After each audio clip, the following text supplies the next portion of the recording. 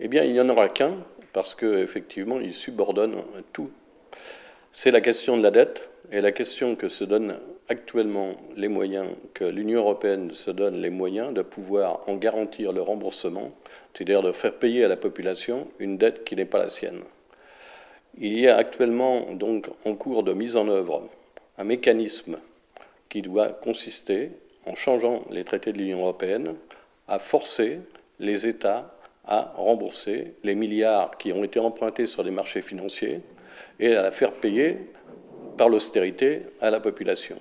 Ces deux dispositifs sont le mécanisme européen de stabilité, qui est un véritable fonds monétaire européen à l'image du FMI, qui ne prêtera de l'argent aux États en difficulté que sous des contraintes de conditionnalité, c'est-à-dire de plans de rigueur et d'austérité pour garantir le paiement.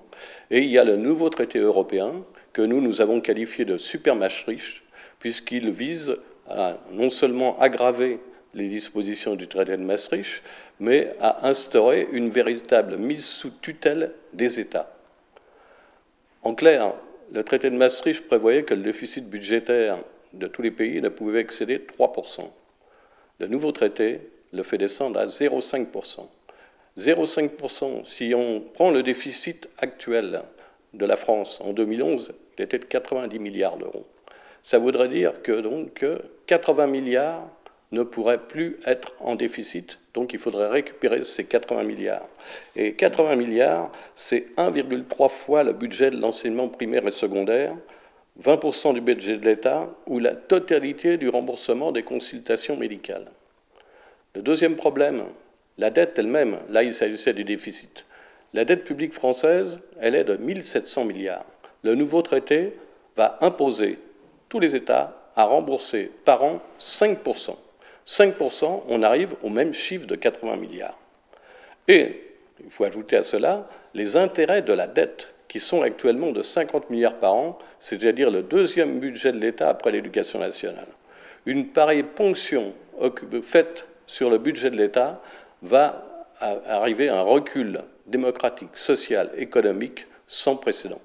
Et nous pensons que, hors de la bataille pour empêcher la ratification de ces traités, pour qu'ils ne passent pas, il n'y a pas d'issue positive pour quoi que ce soit.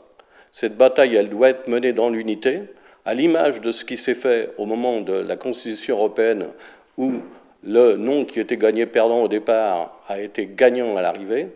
C'est cette mobilisation dans l'unité, c'est pour ça également que nous allons mener campagne. Nous allons le proposer à tous ceux qui se disent opposés à ces traités pour aboutir à ce qu'ils ne soient pas ratifiés, puisque pour rentrer en application, il faut qu'il soit intégré à la Constitution, la fameuse règle d'or, par un vote au Congrès réunissant l'Assemblée et le Sénat.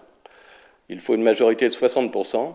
Il ne faut pas que cette majorité soit réunie. Il ne faut pas que se renouvelle ce qui s'est passé après le non à la Constitution européenne, quand le traité de Lisbonne a été adopté contre le mandat populaire par une majorité de députés au Congrès.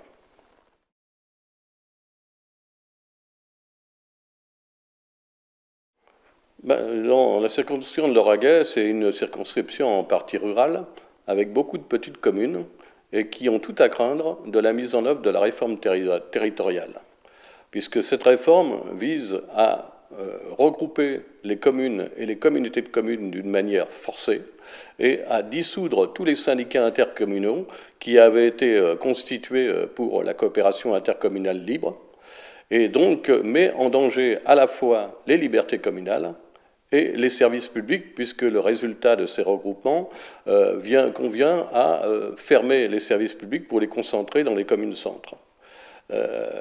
Une bagarre a été menée contre cette réforme territoriale, notamment à l'initiative de notre parti, puisqu'un de nos principaux dirigeants est Gérard Chivardi, qui était candidat il y a 5 ans à l'élection présidentielle et qui a mené une bagarre constante contre tous les projets de regroupement forcé. Et actuellement, on peut constater un recul devant la levée du bouclier des maires. Un certain nombre de plans préfectoraux dans 33 départements, dont le nôtre, ont été reportés. Et le gouvernement a été obligé de faire voter une nouvelle loi qui n'impose plus la dissolution de tous les syndicats intercommunaux et qui permet d'en garantir ou d'en maintenir l'existence.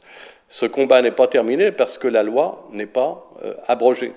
Et ceux qui disent qu'ils l'abrogeront lorsqu'ils seront au pouvoir, en réalité, la presse ment. La seule chose qui sera abrogée, c'est le conseiller territorial, c'est-à-dire le nouvel élu qui fusionnera le conseiller général et le conseiller régional. Mais ce qu'ils appellent la décentralisation, qui est l'inverse d'ailleurs, mais les regroupements de communes, cette question-là est encore pendante et la bagarre doit pouvoir se mener pour qu'il puisse y avoir encore en France une démocratie de proximité et des services publics.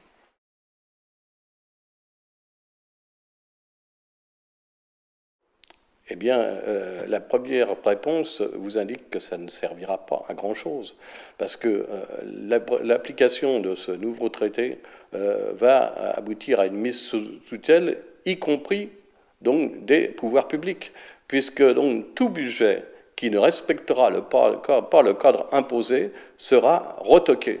C'est-à-dire que donc ce n'est plus les députés, et c'est pourtant le premier devoir, d'un député, c'est d'établir et de voter le budget de l'État, eh bien ce budget sera sous surveillance, sera réétabli par les fonctionnaires européens, et si effectivement il ne respecte pas le déficit budgétaire prévu. Déjà, les députés, dans le cadre de la Constitution de la Ve République, rappelez-vous, on ne le dit plus maintenant, mais c'est toujours la réalité, assemblée croupion. Et en plus, ils passent la moitié, 80% de leur temps à transposer dans le droit français les directives européennes.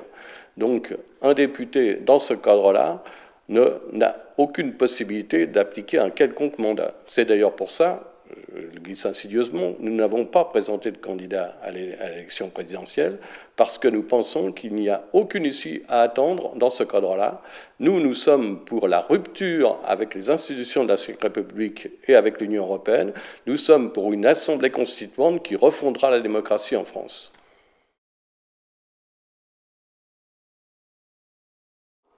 Oui, j'aimerais ajouter, on nous parle beaucoup de la baisse du coût du travail. L'ennemi, c'est le coût du travail. Le coût du travail, c'est le salaire, c'est les avantages sociaux. Donc, ce qu'on oublie de dire, c'est que le coût du travail, ce n'est que la contrepartie de la création de la valeur, parce que c'est le salarié qui crée la valeur entre le produit brut et le produit fini. Et s'il n'y a pas de salarié pour créer du profit, effectivement, il n'y a pas de profit. Donc, parler du coût du travail et que la plupart des médias reprennent ça sans expliquer ce que ça signifie, c'est quelque chose de complètement scandaleux.